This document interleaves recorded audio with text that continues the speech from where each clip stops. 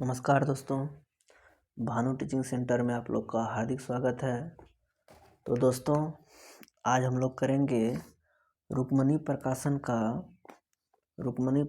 का BSSC volume 1 का जो है इंटर स्तरीय संयुक्त प्रतियोगिता परीक्षा है, उसका टोटल 24 सेट में से टेस्ट सीरीज नंबर 3 में जितने भी जीके जीएस का सवाल है उनको हम लोग इस छोटे से वीडियो के माध्यम से जानने और देखने का कोशिश करते हैं। ठीक है, तो चलिए दोस्तों, हम लोग ज़्यादा समय को व्यतीत ना करते हुए हम लोग सीधे मुख्य पॉइंट की ओर बढ़ते हैं। ठीक है, तो देखिए सर, आपका पहला सवाल क्या है सर? पहला सवाल आपके सामने आप लोग देख रहे होंगे कि मिट्टी की नमी को बनाए रखने के लिए पौधों के बीच के खाली जमीन को कार्बनिक पदार्थों की परत से ढकने की प्रक्रिया को किस नाम से जाना जाता है? मतलब देखिए, यह सवाल क्या समझे कि मिट्टी की नमी को जो हम लोग बनाए रखते हैं, कहाँ? जो पौधों के बीच की खाली स्थान को जो कार्बनिक पदार्थों की परत से जो हम लोग ढकते हैं, किसके लिए? मिट्टी की नमी को बनाए रखने के लिए। तो बोलता उस प्रक्रिया को क्या कहते हैं? उस प्रक्रिया को क्या बोलते हैं सर? तो मल्चिंग बोलते हैं। उस प्रक्रिया को क्या बोलते हैं सर? मल्चिंग बोलते हैं। ठीक है, अगला सवाल देखिए। अगला सवाल बोल रहा है, औरंगजेब द्वारा अपने निम्नलिखित में से किन दो सर्वोच्च पदधारक सामंतों को मिर्जा राजा का खिताब दिया था? तो किन्हें दिया था? तो राजा जय सिंह और जसवंत सिंह को दिया गया था। औरंगजेब अब जान रहे हैं कि जो है मुगल काल में, ठीक है, सबसे प्रतापी राजा के रूप में औरंगजेब के रूप में जाना जाता है। औरंगजेब को जाना जाता है और औरंगजेब ने ही मिर्जा राजा का खिताब जय सिंह और जसवंत सिंह को दिया था।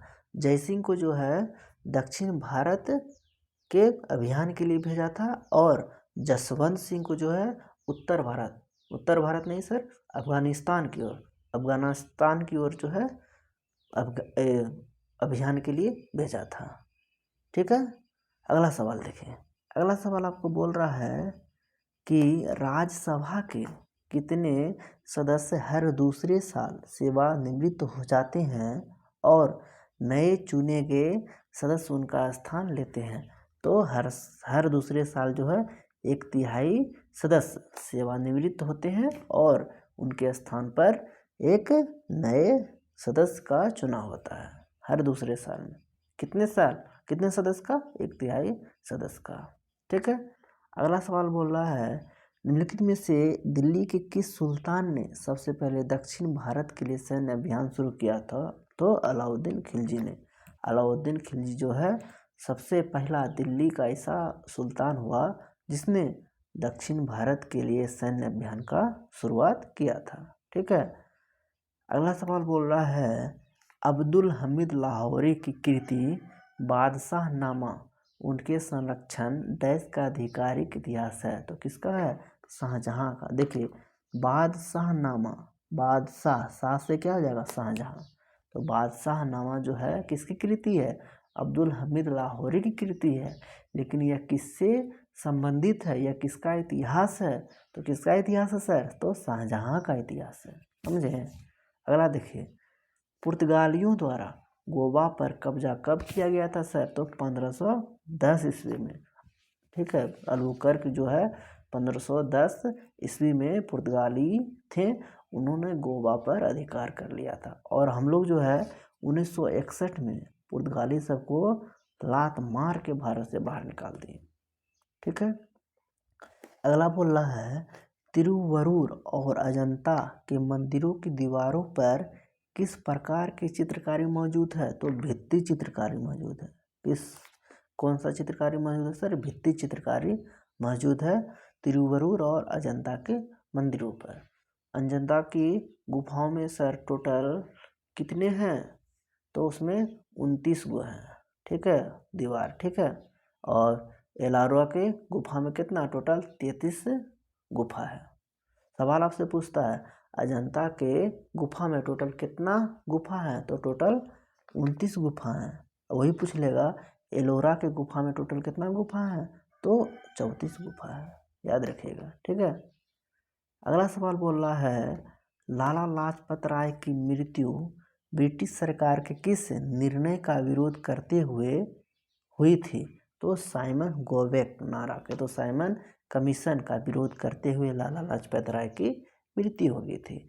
साइमन कमीशन के बारे में अगर हम लोग बोले तो इनका गठन नवंबर 1927 में हुआ था और भारत में जो है 3 फरवरी 1928 को भारत में आया था। और इसी के विरोध में लाला लाजपत राय को लाठी लगी थी, जिसके कारण बेचारा की मृत्यु हो गई, ठीक है। अगला सवाल बोल रहा है प्लासी के युद्ध में ब्रिटिश ईस्ट इंडिया कंपनी के सैन्य दल का नेतृत्व किसने किया था, तो रॉबर्ट क्लाइव ने किया था। रॉबर्ट क्लाइव जो है ब्रिटिश ईस्ट इंडिया कंपनी का सैन्य दल का नेतृत्व किया था। और यह कब हुआ था सर, तो 23 जून 1757 को हुआ था प्लासी का युद्ध। और प्लासी कहाँ सर, प्लासी एक शहर है पश्चिम बंगाल में, उसी जगह जो प्लासी का युद्ध हुआ था, इसमें अंग्रेज एवं सिराजुद्दौला के बीच हुआ था, जिसमें अंग्रेजों की जीत हुई। सिराजुद्दौला की जो है बाद में हत्या कर दिया गया मुर्शिदाबाद के स्थान पर, और किसके द्वारा, गयास बेग के द्वारा, ठीक है। गयास बेग ने किया था, ठीक है। और उसने करवाया था रॉबर्ट क्लाइव का पुत्र मिर्जा भानु, ऐसे ही कुछ नाम बोल रहे हैं, तो उन्होंने ही गयास बेग के द्वारा सिराजुद्दौला की हत्या करवा दिया था, ठीक है। अगला सवाल देखिए the God of small things उपन्यास किसने लिखा सर, अरुंधति राय ने लिखा। The God of small things किसने लिखा, अरुंधति राय ने लिखा। दादा भाई नौरोजी किस वर्ष यूनाइटेड किंगडम में हाउस ऑफ कॉमन्स के पहले भारतीय सदस्य बने, तो 1892 में। 1892 में जो है दादा भाई नौरोजी जो है यूके में लिबरल पार्टी से चुनाव जीते थे और उन्होंने हाउस ऑफ कॉमन्स के पहले भारतीय सदस्य बने थे, कब, 1892 में। और इनका एक चर्चित पुस्तक का नाम क्या है, property and British rule in India, ठीक है। इनका एक चर्चित बुक का नाम है। और इन्होंने 3 बार भारतीय राष्ट्रीय कांग्रेस का अध्यक्ष बने, कब, एक बार 1886 में, दूसरा बार 1893 में और तीसरी बार 1906 में। टोटल ये 3 बार जो है भारतीय राष्ट्रीय कांग्रेस के सदस्य बने हैं, ठीक है। अगला देखिए, अगला सवाल आपको बोला सर कि भीमराव अंबेडकर को किस वर्ष भारत रत्न दिया गया, तो 1990 में। 1990 में जो है भारत रत्न दिया गया, किसे, भीमराव अंबेडकर को। सत्यार्थ प्रकाश पुस्तक किसके द्वारा लिखा गया है, तो स्वामी दयानंद सरस्वती के द्वारा, कब, 1875 में, ठीक। फिर बोलता है कि जो है डैश में वाईचिंग भूटिया के नाम पर एक फुटबॉल स्टेडियम उनके जन्मस्थल के पास निर्मित किया गया, तो कहाँ, सिक्किम में। सिक्किम जो है वाईचिंग भूटिया के नाम पर फुटबॉल स्टेडियम का अनावरण निर्मित किया गया है।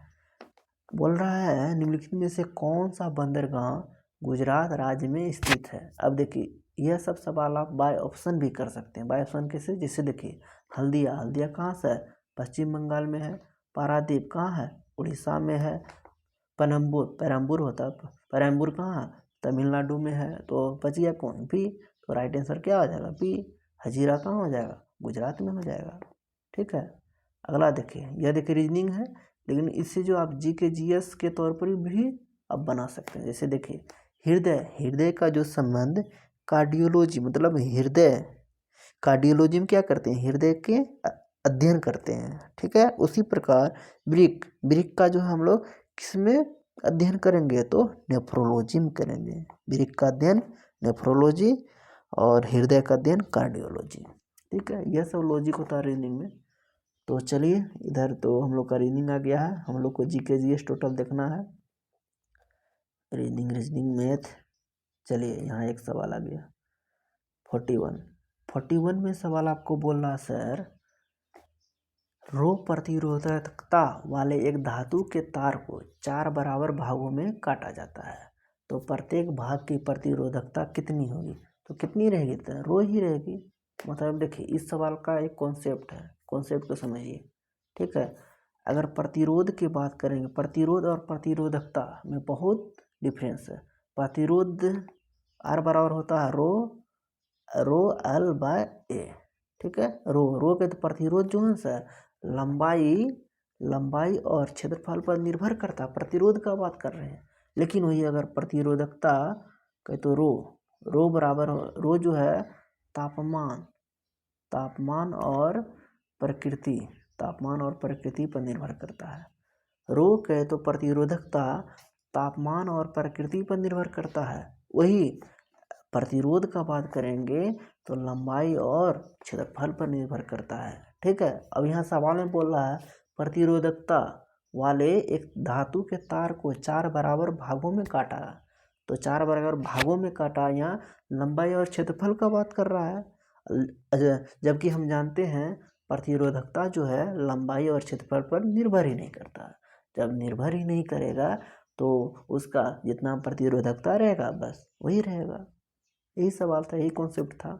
तो उम्मीद करता हूँ कि आपको अच्छी तरह से समझ में आया होगा, ठीक है। अगला देखिए, अगला सवाल बोलता है सर, यदि स्प्रिंग में धारा प्रवाहित की जाती है, कोई मान लीजिए स्प्रिंग है, उसमें हम लोग धारा दिए, तो स्प्रिंग क्या होगी? स्प्रिंग सर संकुचित होगी। स्प्रिंग क्या होगी सर? स्प्रिंग संकुचित होगी, ठीक है। चलिए आगे देखते हैं हम लोग। 43 नंबर सवाल बोल रहा है कि कक्षा में सबसे पीछे बेंच पर बैठा कोई विद्यार्थी श्याम पट पर लिखे अक्षरों को पढ़ सकता है। ब्लैक बोर्ड पर कोई अक्षर लिखा है उसे कोई विद्यार्थी पढ़ सकता है, ठीक है, परंतु पाठ्य पुस्तक में लिखे अक्षरों को नहीं पढ़ पाता है। निम्नलिखित में कौन सा प्रकथन सही है? सबसे पहले ये सवाल को समझिए।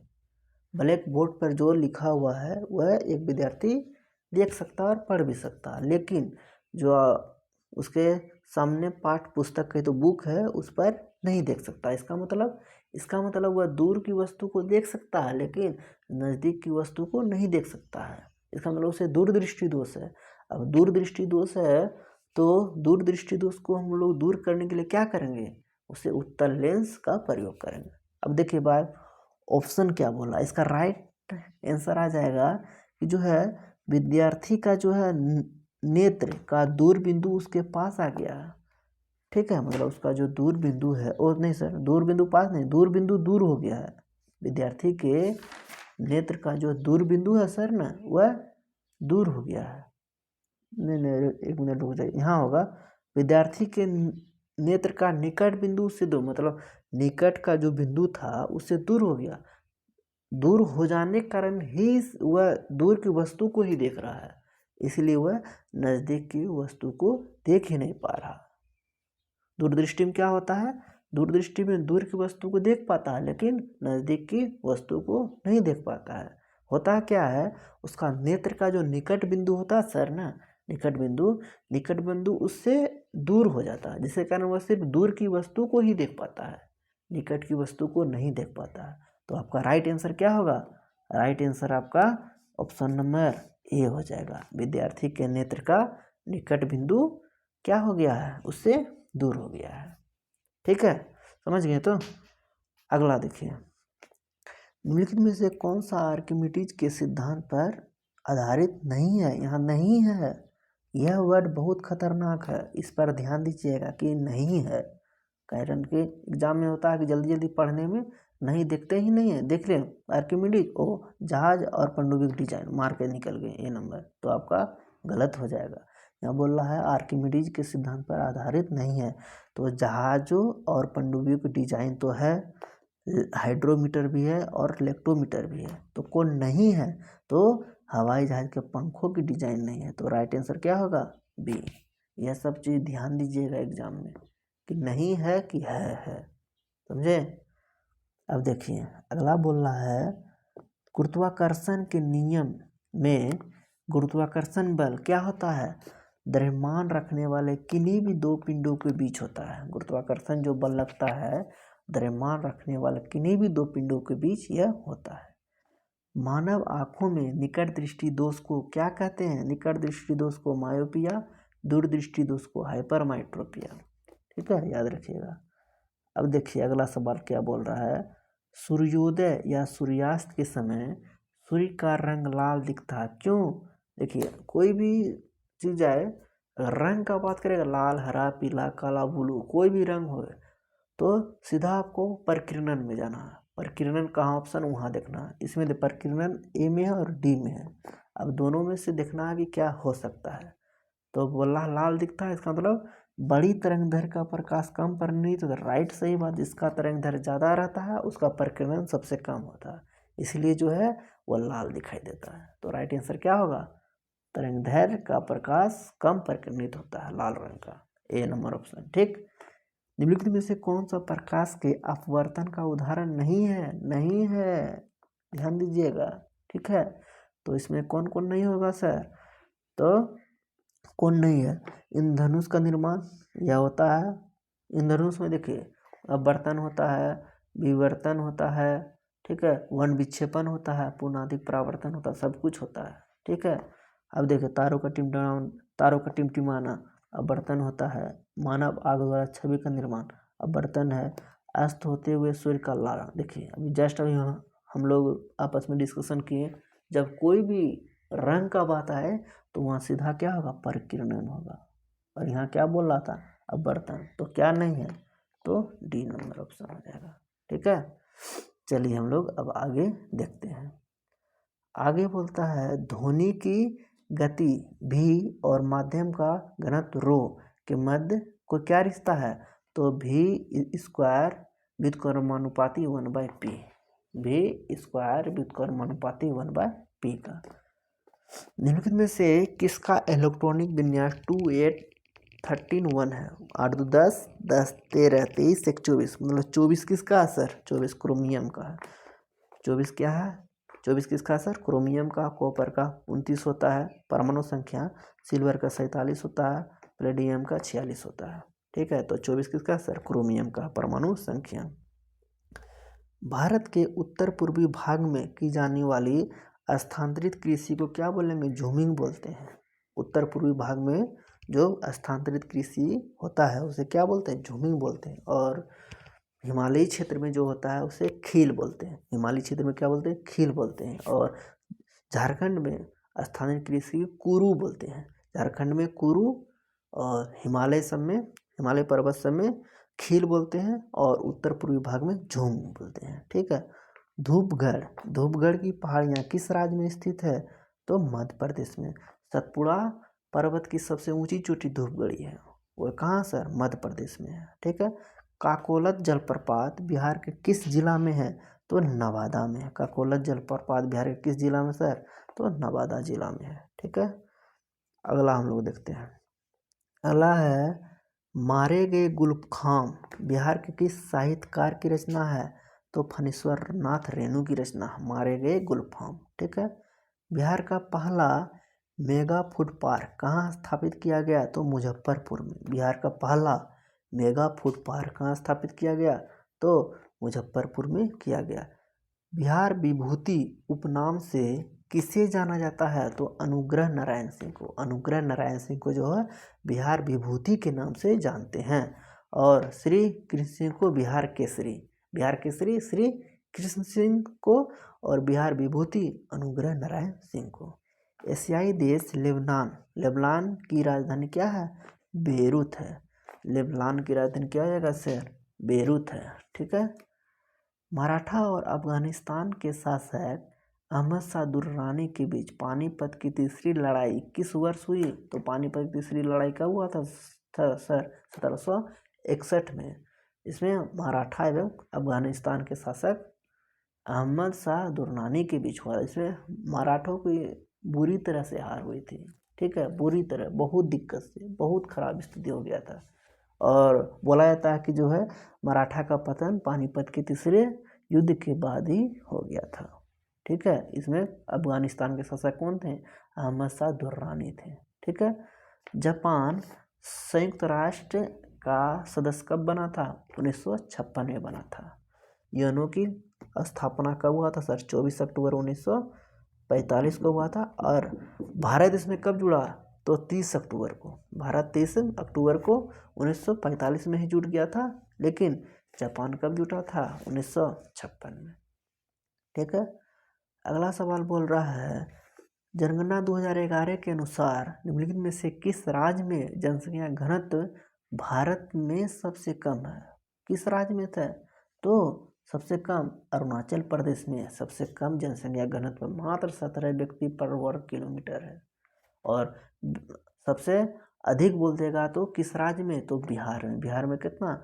1106 व्यक्ति प्रति वर्ग किलोमीटर है। और पूरा भारत में बोलेगा तो किस में जनसंख्या ज़्यादा है? तो दिल्ली में हो जाएगा। दिल्ली में कितना? 11,320 व्यक्ति प्रति वर्ग किलोमीटर। ठीक है, और यूटी में सबसे कम हो जाएगा तो अंडमान निकोबार में। अंडमान निकोबार में कितना? तो 46 व्यक्ति प्रति वर्ग किलोमीटर। ठीक है, यूटी का बात करेंगे तो सबसे अधिक जनसंख्या घनत्व दिल्ली में 11,320 प्रति वर्ग किलोमीटर, और सबसे कम अंडमान निकोबार में कितना? 46 व्यक्ति प्रति वर्ग किलोमीटर।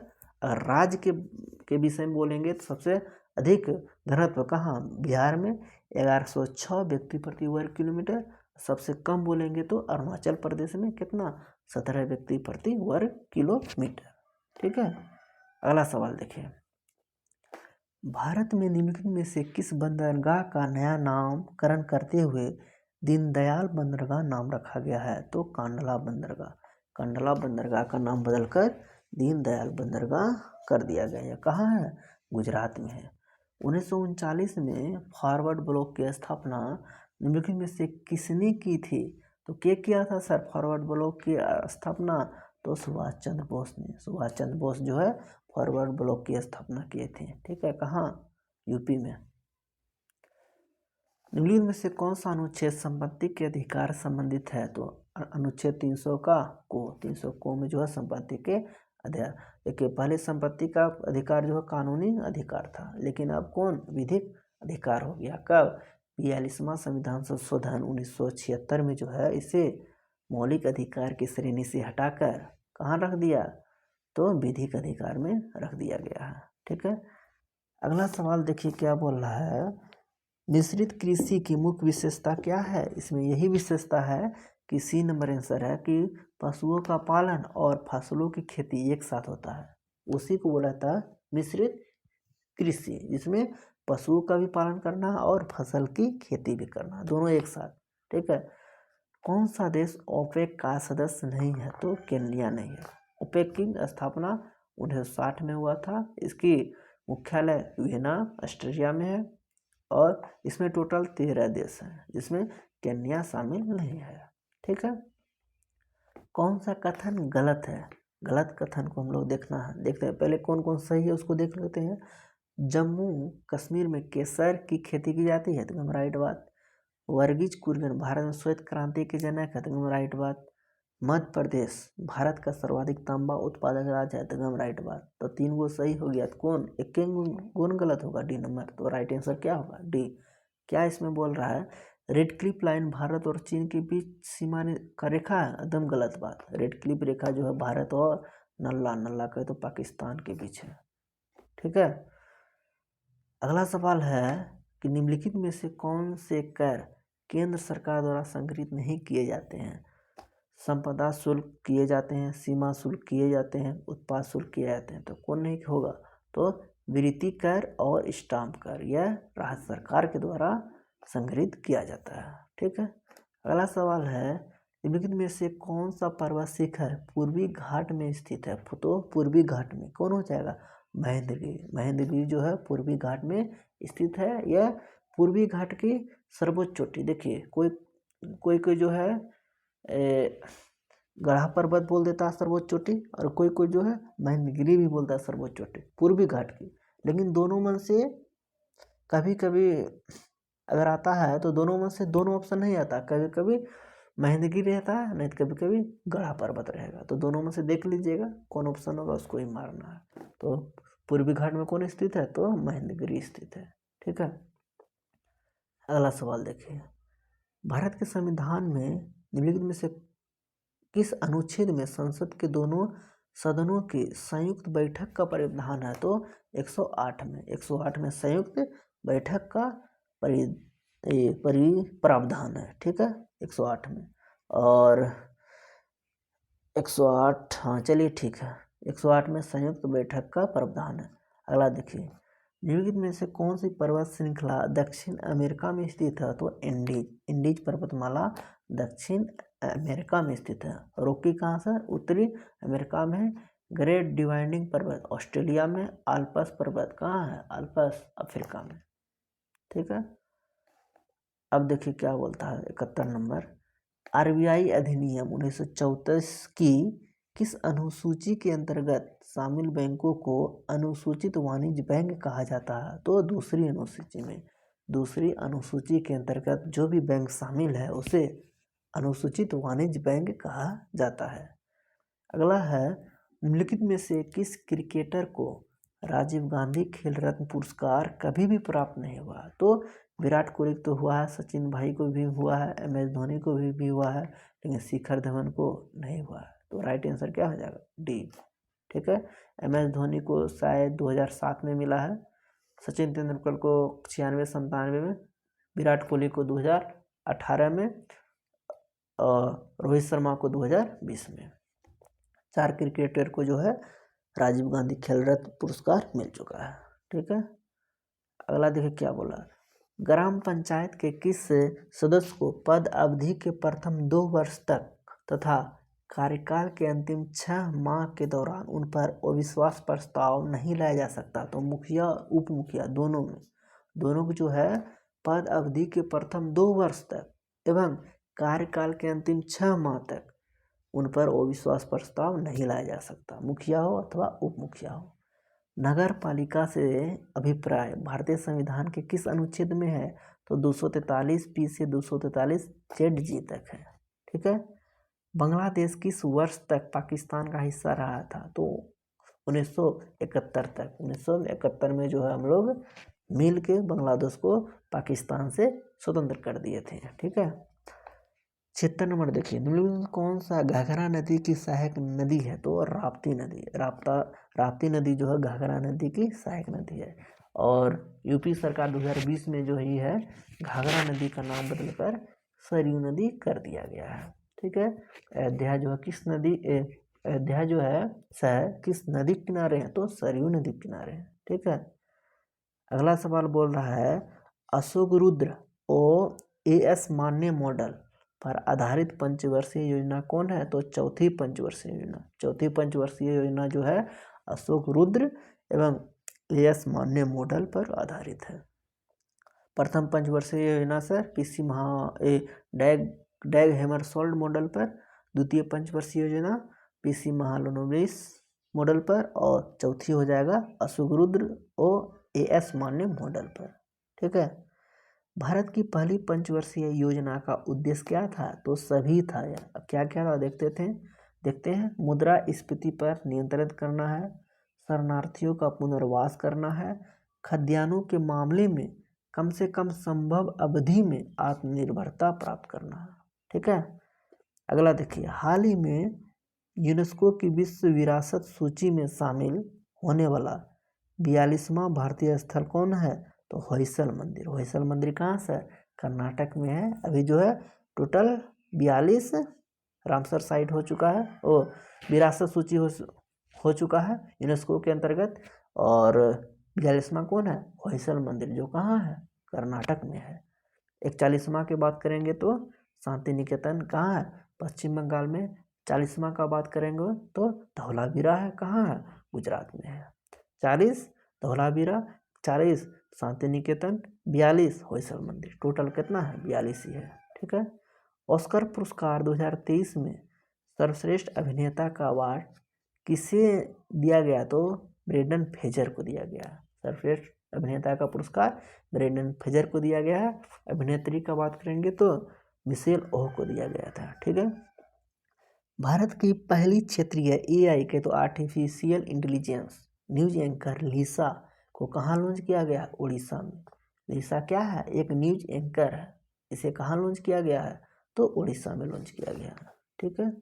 अगला देखिए सर, किस राज्य सरकार ने महिलाओं के लिए लाडली बहन योजना शुरू की है? तो मध्य प्रदेश। मध्य प्रदेश सरकार ने लाडली बहन योजना शुरू की है। 111वें स्थापना दिवस बिहार दिवस 2023 की थीम या विषय क्या थी? तो युवा शक्ति बिहार की प्रगति। 111वें दिवस बिहार दिवस 2023 की थीम क्या थी? तो युवा शक्ति बिहार की प्रगति। भारत के राष्ट्रीय चिकित्सक दिवस किसके सम्मान में मनाया जाता है? तो विधान चंद्र राय के सम्मान में। कब? 1 जुलाई को। 1 जुलाई को जो है चिकित्सक दिवस हम लोग मनाते हैं विधान चंद्र राय के जन्म पर। ठीक है। राष्ट्रमंडल खेल 2022 में भारत ने कितने स्वर्ण पदक जीते? तो 22 स्वर्ण पदक जीते। इसमें टोटल राष्ट्रमंडल खेल में टोटल हम लोग जो है 61 पदक जीते थे। 61 में आपका 22 हो जाएगा क्या? स्वर्ण, 16 हो जाएगा रजत और 23 हो जाएगा क्या? कांस्य। टोटल कितना पदक सर? तो आपका 61 पदक जीता। 61 पदक जीत कर हम लोग कितना स्थान पे? तो चौथा स्थान पे है टोटल भारत में। और प्रथम स्थान पर कौन है? ऑस्ट्रेलिया है। तो याद रखिएगा। अगला सवाल देखिए। चलिए दोस्तों, इधर मैथ का सवाल आ गया है। हम लोग जीके जीएस का सवाल देखते हैं। इधर मैथ हाँ, चलिए 101 में देखते हैं। 101 में बोल रहा है निम्नलिखित में किन परिस्थितियों में हाइड्रोजन गैस के अणुओं की मध्य दूरी बढ़ेगी? हाइड्रोजन गैस के अणुओं की मध्य कैसे कैसे हम लोग बढ़ा सकते हैं? ऑप्शन नंबर ए देखते हैं। बंद पात्र में भरी हाइड्रोजन गैस पर दाब बढ़ाकर, अरे बंद पात्र रहेगा उसमें दाब बढ़ाएंगे तो उसमें अणु का मध्य की दूरी थोड़ी बढ़ेगी, तो इस पर नहीं बढ़ा सकते हैं। कुछ हाइड्रोजन गैस का पात्र से रिसाव होने लगा, अधगम बढ़ाएंगे। जब रिसाव होगा तो क्या होगा? वह फैलेगा। जब फैलेगा तो उसका दूरी भी बढ़ेगी। ठीक है। हाइड्रोजन गैस के पात्र का आयतन बढ़ा के अधगम राइट, उसका आयतन बढ़ा देंगे तो गैस भी बढ़ेगा, उसकी भी दूरी बढ़ेगी। पात्र का आयतन बढ़ाए बिना पात्र में अधिक हाइड्रोजन गैस मिलाने पर अधगम नहीं, आयतन बढ़ाए नहीं किए हैं तो दूरी कैसे बढ़ेगा? तो ये भी गलत बात है। तो किसे किसे बढ़ाएंगे? ऑप्शन नंबर 2 और 3। 2 और 3 कहाँ? C number. तो राइट आंसर क्या हो जाएगा? सी। भारी जल के नामकरण का आधार क्या है? तो इसमें जो प्रोटियम के स्थान पर ड्यूटेरियम का उपयोग किया जाता है, जो हाइड्रोजन का अपेक्षाकृत भारी समस्थानिक है। सही बात है। तो राइट आंसर क्या हो जाएगा? बी। भारी जल का सूत्र क्या होगा सर? D2O और इसका अनुभार 20 हो जाएगा। ठीक है। 103 में बोला अभिक्रिया Fe3 प्लस E माइनस और Fe2 के लिए निम्नलिखित में से क्या सही नहीं है? तो देखिए अब E3+ अपचयित हो रहा है। देखिए एक इलेक्ट्रॉन क्या हो रहा है? घट रहा है। ठीक है। और Fe की ऑक्सीकृत अवस्था परिवर्तित हो रहा है। देखिए परिवर्तित भी हो रहा है। Fe3+ की ऑक्सीकारक भी कहा जाता है, अधगम राइट बात है। Fe3+ और Fe2+ दोनों अम्लीय मूलक कहे तो अधगम गलत बात है। तो क्या सही नहीं है? तो राइट आंसर ए सही नहीं है। समझे? देखिए एक इलेक्ट्रॉन अगर त्यागेगा तो क्या होगा? उस पर त्यागा ना, इसका मतलब प्लस उस पर चढ़ेगा तो ऑक्सीडेशन कहलाएगा। अगर वही ग्रहण करेगा तो उस पर नेगेटिव चार्ज है ना, तो वह क्या अपकरण होगा, इसमें प्लस होगा तो इसलिए ऑक्सीकारक होगा और यह क्या होगा? उस पर पॉजिटिव चार्ज होगा। ठीक है, याद रखिएगा। अगला बोल रहा है तरल प्रभाव का अद्वितीय गुण होता है, निम्नलिखित में से कौन सा कथन सही है? तरल किस में होता है सर? गैस में होता है और द्रव में होता है। गैस तथा द्रव तरल के समान व्यवहार करते हैं, कहेंगे दोनों में फ्लोटिंग होता है, फ्लो होता है। तरल रहे गैस रहे अथवा द्रव रहे, ठोस में कारण तरल प्रभाव का गुण नहीं होता है। ठीक है। अगला देखिए COOH निम्नलिखित में से किस क्रियात्मक समूह में उपस्थित हैं? तो कार्बोक्सिलिक एसिड में जो है क्या है? उपस्थित होते हैं। ठीक है। एक डायमंड में प्रत्येक कार्बन परमाणुओं के कितने बंधे होते हैं, मतलब कितना बंध होता है? तो N चार चार अन्य कार्बन परमाणु के बीच जो है डायमंड में कार्बन परमाणु बंधे होते हैं। ठीक है। गंदे सार्वजनिक मूत्रालय में निम्नलिखित में से किस गैस निकलती है? कौन सी गैस निकलता है? तो अमोनिया गैस निकलता है। गंदे सार्वजनिक मूत्रालय में जब देखिएगा तो बहुत भयानक महकेगा। उसका क्या कारण है? अमोनिया। क्योंकि हम लोग जब मूत्र विसर्जन करते हैं उससे यूरिया निकलता है। यूरिया क्या करता है? ऑक्सीजन से रिएक्ट करके अमोनिया बदल जाता है। अमोनिया बनने के बाद जो है एक विषैला दुर्गंध, आप जानते हैं अमोनिया गैस जो है एक विषैला और खतरनाक गैस है। और कहा जाता है अगर दीवार पर अगर मूत्र विसर्जन अगर किया जाए तो कुछ दिन के बाद वह दीवार भी ढह सकता है, गिर सकता है। इसीलिए आप लोग देखे होंगे बाजार सब में दीवार में ही लिखा रहता है कि यहाँ पेशाब करना मना है। क्यों? क्योंकि वह साइंस पढ़ा है ना, कि अगर दीवार पे अगर मूत्र विसर्जन किया जाएगा एक दिन ऐसा होगा कि मेरा घर भी गिर जाएगा, तो इसलिए वो लिखवा देता है। घर भी गिरेगा और प्लस महकेगा भी, गंदा होगा, वायु प्रदूषण होगा, बहुत से रीजन इसमें है। ठीक है, आगे आइए। एक कार्बन क्रेडिट में डैश शामिल होती है तो क्या शामिल होती है? 1000 kg कार्बन डाइऑक्साइड शामिल होता है। ठीक है। लयन काय की खोज के लिए डी डुबे को किस वर्ष नोबेल पुरस्कार मिला? तो 1974 में पुरस्कार मिला। ठीक है। श्लेष्मा झिल्ली की सूजन को क्या कहा जाता है? ब्रोंकाइटिस। श्लेष्मा झिल्ली की जब सूजन हो जाता है ना, ब्रोंकाइटिस रोग हो जाता है। यह जो श्वास नली को प्रभावित करता है। ब्रोंकाइटिस रोग किसको प्रभावित करता है? श्वास नली को प्रभावित करता है। पानी की कमी के कारण कोशिका के संकुचित होकर कोशिका भित्ति से अलग होने की प्रक्रिया को क्या कहते हैं? तो प्लाज्मोलिसिस कहते हैं। पानी की कमी जब हो जाता है तो कोशिका संकुचित होकर कोशिका भित्ति से अलग हो जाता है, तो इस प्रक्रिया को क्या बोलेंगे? प्लाज्मोलिसिस बोलेंगे। क्षय रोग किसके कारण होता है? तो क्षय के तो टीबी क्या होगा? तो जीवाणु कारण होता है। क्षय रोग किसके होता है? तो जीवाणु के कारण होता है। रक्त डैश ऊतक का एक प्रकार है तो संयोजी ऊतक। रक्त क्या है? एक संयोजी ऊतक, तरल संयोजी ऊतक। ठीक है। स्पायरोगायरा और प्लेनेरिया में क्या होता है? पुनर्जनन होता है। स्पायरोगायरा और प्लेनेरिया में क्या होता है सर? यह पुनर्जनन होता है। अस्थि के आधार द्रव ओसिन में कितने प्रतिशत वो कार्बनिक पदार्थ होता है? तो 62%। ओसिन में जो है वो कार्बनिक 62% होता है, और अगर कार्बनिक बोल देगा तो 38%। ठीक, 38% कार्बनिक, 62% वो कार्बनिक होता है। ठीक है। तो आगे देखिए, इधर तो रीजनिंग आ गया सर, देखते हैं और जीके जीएस का सवाल है क्या। चलिए दोस्तों, तो हम लोग का टोटल जीके जीएस का पोर्शन जितना था, हम लोग जितना क्षेत्र था सभी को देखें। तो आज हम लोग किए हैं sir test series number 3। Test series number 3 हम लोग पूरा कर चुके हैं। अगला सेशन में, अगला वीडियो में हम लोग टेस्ट सीरीज नंबर 4 करने का कोशिश करेंगे। ठीक है। तो आपको यह वीडियो दोस्तों कैसा लगा हो?